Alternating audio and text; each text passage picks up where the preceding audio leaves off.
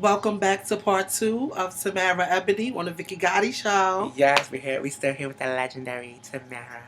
So now, Tamara. Okay, now this group, the Masters of Vogue, is so hmm much controversy. It's been talked about on Cinnamon Chops. It's been talked about in certain groups. It's been talked about at Bush. I even had a category at I think James and Rodney Ball, the Masters of Vogue, come out. Remember that and all Yeah, that. yeah. First of all, how did you feel about those girls that night? Um, Honestly, when you seen the clips. well, I was there. Okay. Oh, you was there. I was Okay. there. Okay. Um,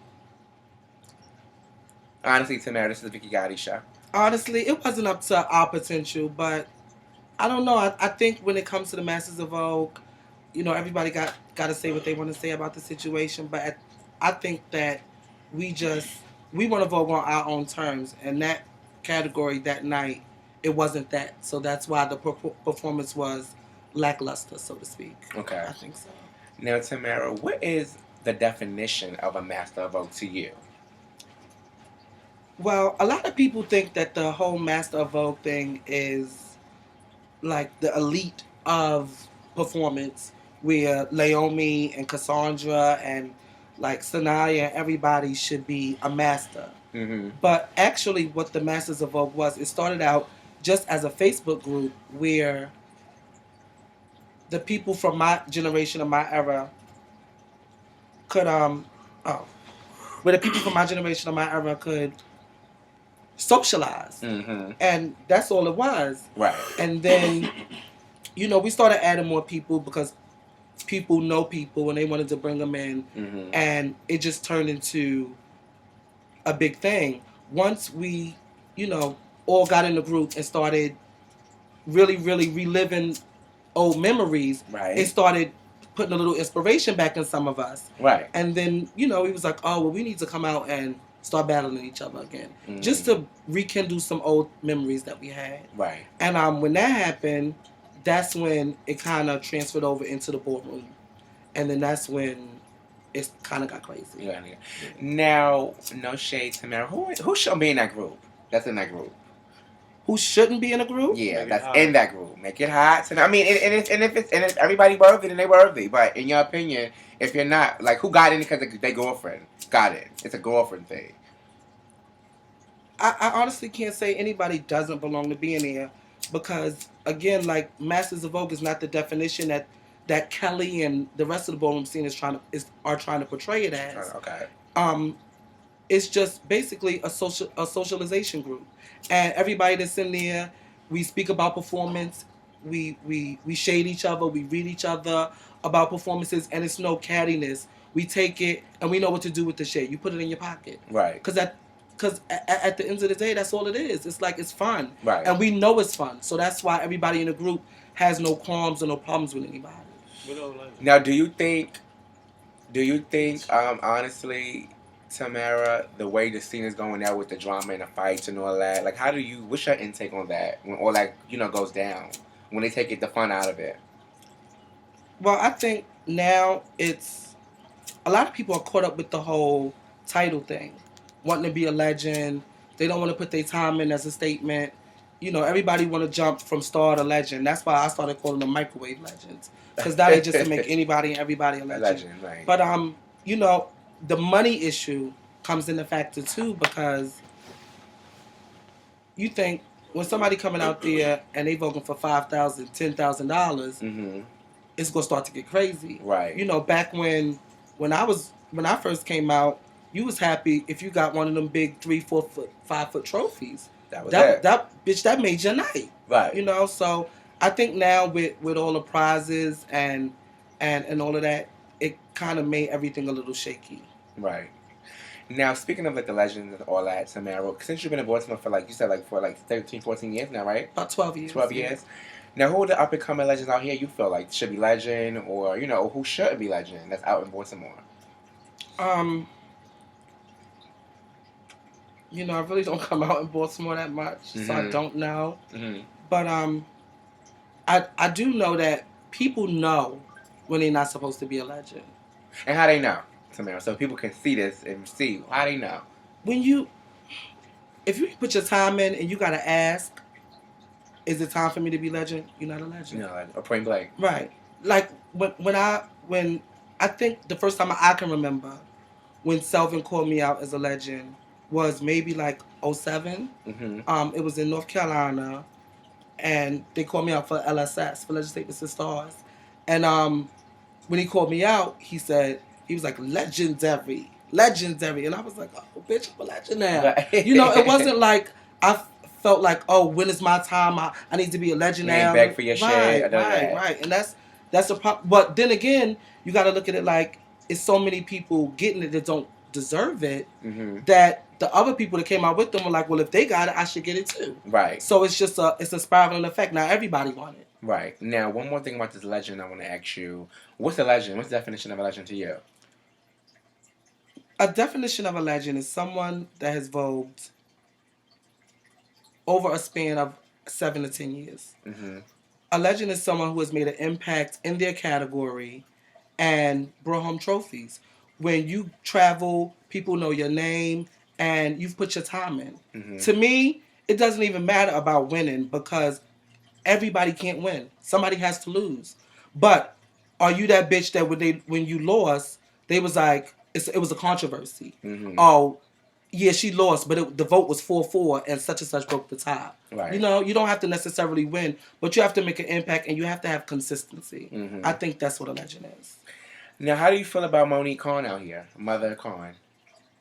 That's my sister. Okay. That's my sister. Actually, she's the reason why I moved to Maryland. Oh, really? Okay. Yeah. Shout out to Monique. I love Monique. It's my sister. Do you think is she legend yet or no? Or what's your intake on her? Monique, I think she is a legend.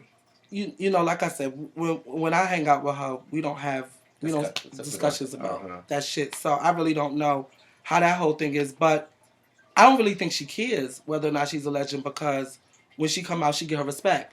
Monique was never a out of town girl. Maybe because she was voguing as a Butch Queen with me. She was a Miss Right. And when we used to go out of town, you know, had she stayed on that path, then it would have been no question. But she was never really into traveling state to state. You know, she kind of fell back. So I would say she's a Baltimore legend, but then, you know, people start nitpicking about state legend and all of that. So who knows? I don't really worry about nobody's status but mine. And honestly, you don't even got to call me a legend. Right. To me, a legend has to be respected by their peers. Right. And I'm respected by the people that I came out with. So that's enough for me. So that's why I said at the end of the day, I'm a master. Because the people that I fuck with respect me and my craft. So that's what it is. Right. Now, Tamara, are you being that you what are you going to bring different that you brought from the Revlon to the Ebonies? Well, I'm big on productions. Okay. Everybody knows like that's what I'm known for. I love bringing productions, movies to life, and movies into the ballroom scene. When I did The Matrix, when we did Revlon as a house for the Legends Ball, we did Christina Aguilera's Dirty. I love that song. Back when me and Kevin were doing team performance, we did stuff like Miss Piggy and Kermit. It's just, I like bringing productions to the ballroom scene with as far as like movies and stuff like that is concerned. And it's so much talent in the House of Ebony already in Baltimore that it's really nothing where I need to come in and groom people or they don't even need my support. One thing I liked about coming to the House of Ebony was a lot of the kids are already independent. Right. Mook, Deoncé, Trouble, Casper, Sierra, they're all independent. They all got their names. They don't need me and Bam to go to a ball with them to make them feel secure about walking. Shout out to Bam. Shout out to Bam. And so right now, really, all I want to do is just bring a more unified on performance side. Okay. And I do know other facets. I'm not no runway girl or nothing like that, but I have sisters that walked it, and I've been in the scene for a while. That if anybody needs help or any type of knowledge about anything, if I don't know it, I can get it. Right. So. Now tonight, it was a lot of controversy too when you stormed Miss Janice for I think for tens, was it tens? I believe at one ball you stormed her fiercely and the girls were talking about it. You fucked up for her tens. Years ago? I think it was years ago. Yeah, it was a while ago. Are you big on storming the girls and making it hot and just coming out and play? Yeah, kind of like I said, I told you, in part one when we talked, I told you I've always felt like I was never a top contender. I was kind of like the dark horse. So Why did you feel like that? I never asked you why you felt like that.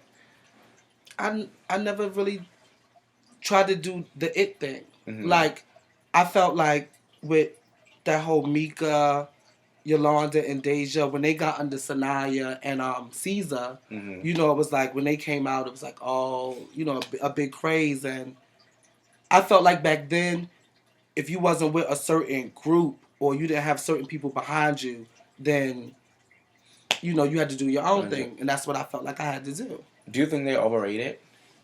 No, not at all. Not at all. Yolanda, she had her reign. Deja had her reign. Mika had her reign. And it was all just deserves. All of them. Well, all of them. I like all of them too. Who are your favorite Femme Queens to watch? Like, who you get your life from? Out of Ladies, Ashley. Like, who you get your life out? Like, who you like to watch? To watch? Mm-hmm. I would have to say Niambi. Oh, okay. Shout out to Niambi. Yes, Niambi. She live in Florida now, right? Yeah, she just moved to Miami. Shout out to shout out to Master of Vogue. We here. I love to see Niambi perform because her performance. When I perform, I like to be a beat to beat catcher, and that's what I always thought that Niambi was like the epitome of beat to beat catching. But as far as like inspiration. My inspiration was Ashley. Icon. Okay. When I first came out, it was Ashley and Mystery. Those were the two people. Mysterious Dior. Those were the two people that I looked up to, and that's what I tried to emulate my performance after those two. Okay. But I love to watch Niambi. All the girls from my generation. I love to see Didi Vogue. I love to see Amina Vogue. I love to see Sanaya Vogue. I want to ask you too. Speaking of Didi and Ashley, how did you feel about that whole situation in Philly with them reading and going off and Ashley right on? How did you feel about that? And you was a Revlon at that time. That was your house sister, right? Right. Yeah. How did you feel about that whole situation? That had nothing to do with you, basically. Right. Well, Didi's grown. Mm-hmm. I know how she gets down. I was more than sure that she can handle herself in the situation. I think things happen. Everybody's everybody. We people. And they got into an argument. It wasn't no huge, humongous thing where they fought or anything. Words were exchanged, and it's going to happen. Right. Egos get to people, and they start talking reckless. Right. Now, Tamara, can we smoke? Yeah, we can smoke. Yes, this is a Vinci Con show, Tamara. Now, on that note, Tamara, I want to talk about, a little bit of the Butch Queen, but from who you like as far as the Butch Queens, as far as like the girls like the Marquises, the Rickies, the Quincy's, the Prince, the Tim Sims. Who some of your favorites? I love Prince. And I love Jamal.